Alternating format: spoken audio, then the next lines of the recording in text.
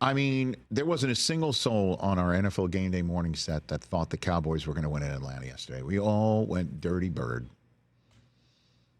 Kirko is out of his mind. You know, he's getting the troops ready with some bankroll fresh in Tampa. And the Cowboys walked right in that trap. And they just don't have it, man. And I'm sorry, Falcons fans. I know when you feel good about your team, but you've lost to the Cowboys, all of us in the media talk about the Cowboys. happens to the best of everyone. So, you know, obviously Drake London going out, that's not great, but this Darnell Mooney, he is awesome. He's a must-start in our fantasy league right now. He's a must-start for the Falcons took him from the Bears and said, we will make some hay with you, sir. And Cousins is finding him right now. And Bijan is as good as they come right now. Beast. You know who didn't start Mooney yesterday? Oh. No, boy. He's a must-start. He's a must-start in any fantasy league. If you have him, he's a must-start right now. Certainly if London's going to be out for a bit. It's a hip injury that apparently they're not concerned about in Atlanta.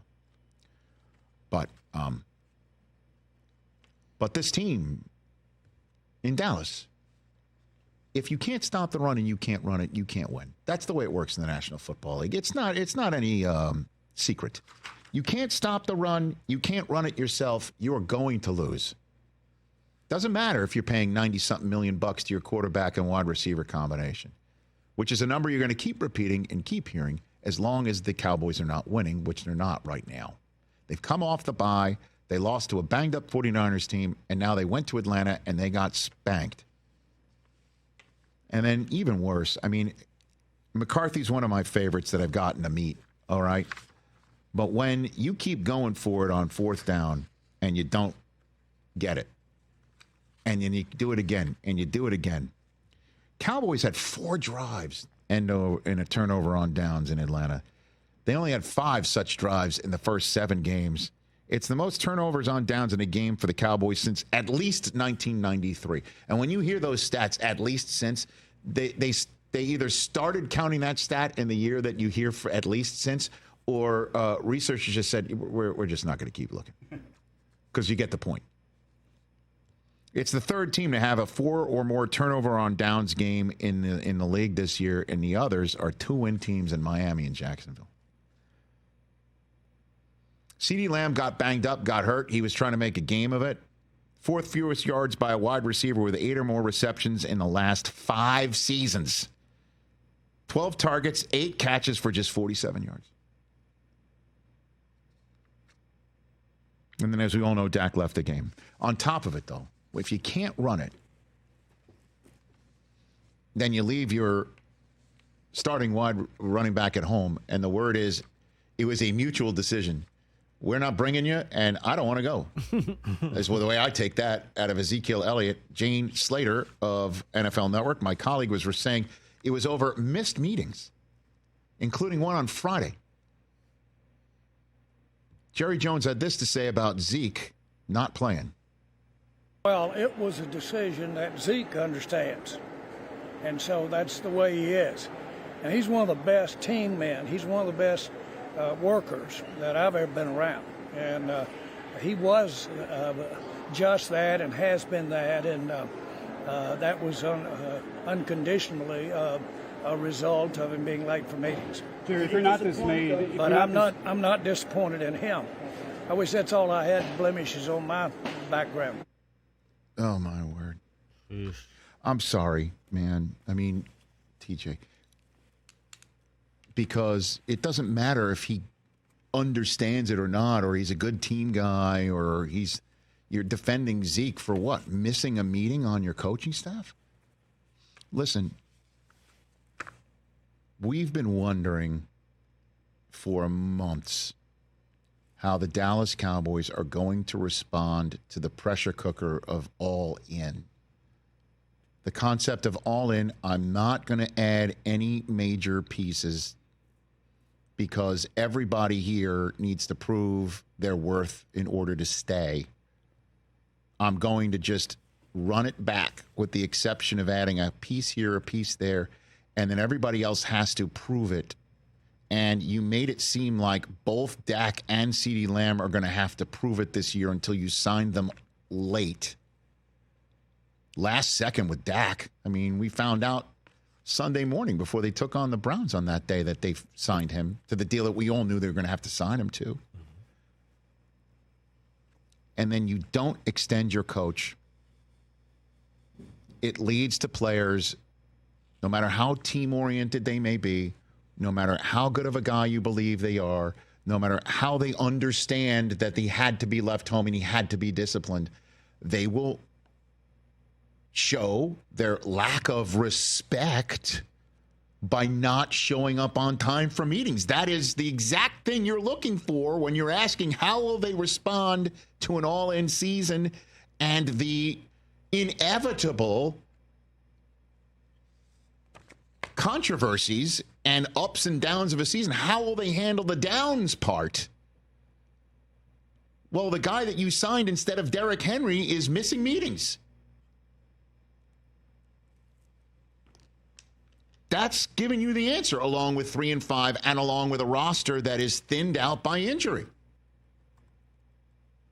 And speaking of that, let's get to the Dak soundbite. Because Dak left the game with a hamstring injury, and this is what he had to say on this front. Didn't think much of it, to be honest with you. And then the next play, throwing that the stop route to the field, pulled something. I guess felt a pull or felt something I've never felt. Tough to walk on it at that point. Saw the medical team and asked, could I make it worse? At that point, they said I wouldn't be able to protect myself, and they made the call to hold me out. Well, the testing is being done today, and word is coming out of Dallas. Tom Pelissero, this may be what he was getting information on when he was joining us in hour number 2. Worse than expected. Ooh. It's Cooper Rush time. Multiple weeks. No decision yet. I wanted to put Dak on IR. That would be 4 games. Taking a look at the Cowboys' schedule. Look at the Cowboys' schedule. The next 4, boy, you want to talk about the wrong time, TJ. Home for Philly, home for Houston on a Monday night at Washington. Thanksgiving. 3-5, you're going into that.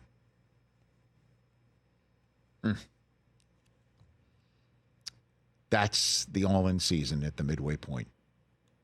3-5. The running back that you had hoped would give you some of a spark. You can find the old Zeke feeding him. Not happy about something clearly. Misses a meeting. Gets left at home. And, your head coach doesn't have a contract after this year. Your quarterback is now going to be out for potentially multiple weeks. It's Cooper Rush season, and I understand the Cooper Rush season last time it happened led to the insanity of maybe you stick with him instead of Dak. Well, that $60 million a year contract should put that to rest. And he didn't look all that great coming into Atlanta. And CeeDee Lamb, every single time he got hit in that right shoulder, was holding it. And who else? Who else is there? Put 3 on CeeDee Lamb. Who's going to beat you? Now you're going to put Zeke back out there? Is that what's going to happen? Wow. Season's over, right? Like, why just put Trey Lance in? Let's see what he's got.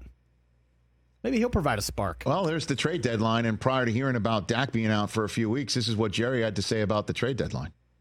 Might do something this week. We could, yes. Yes, it takes to tango, but we've got some things in the middle. But that's an example. That's another sign that you're still looking for some positives this year. Well, we're gonna do everything we can at all times to improve this team, and in our judgment, if what you have to give up helps improve it, we'll do it.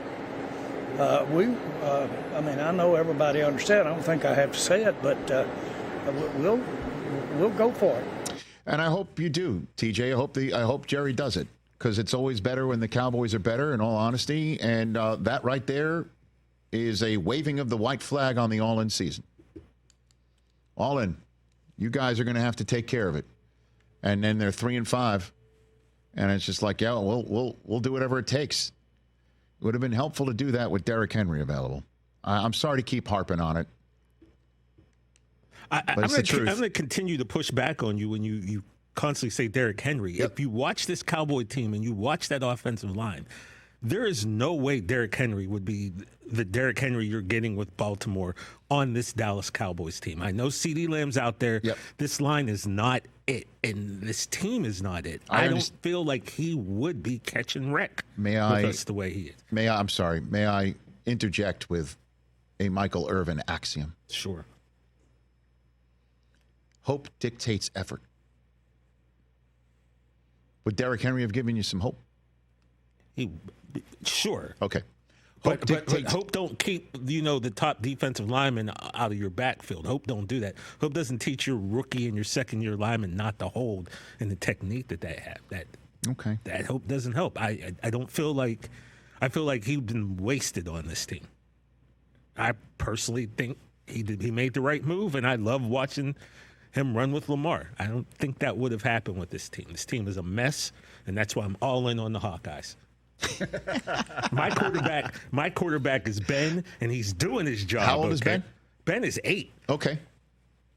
I got a team of young bucks. They're all 7 and 8 playing against 9 and 10-year-olds. This sounds like me in the down Michigan years when Michigan's down by 30 in Columbus, and I would just start playing cards with my daughter, who was like 6, just throwing myself into the youth of America. Sounds like what TJ's doing. Right my now. running back is Bear, all right? And in the last 2 games, he's had like 4 touchdowns and 2 2-point conversions. That's what I'm worried about. That's just the ghetto with these hands. I mean, hope dictates effort, and right now there's not much hope there. But you are right about that, Rich. The hope and the effort. That's what Michael would always say. And there's no hope right now, and you got to wonder, like saying, I'm not supplementing this roster very much. We're going to go draft, and I'm not going to extend my coach.